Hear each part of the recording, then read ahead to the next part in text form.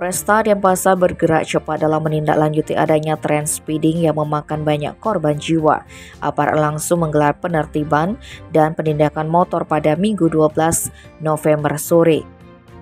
Penertiban dan penindakan tersebut dilakukan bersama tim gabungan Dalmas Polda Bali, Polsek Denpasar Selatan, Dishub, dan Satpol PP Kota Denpasar dibantu pecalang, Desa Adat Sesetan, dan Serangan. Kegiatan ini dilaksanakan di wilayah Serangan, tepatnya di Jalan Raya Serangan.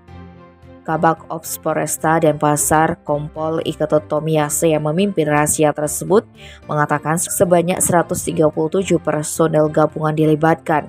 Dalam kegiatan tersebut, pihaknya mengamankan kendaraan yang diduga akan melakukan trek-trekan atau yang memakai knalpot brong.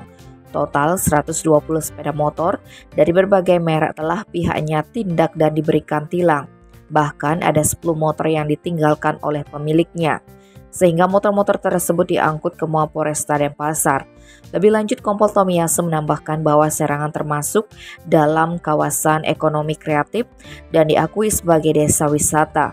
Maka dari itu, keamanan dan kenyamanan masyarakat menjadi prioritas utama dalam upaya menjaga ketertiban di wilayah tersebut. Tim Bali Express melaporkan.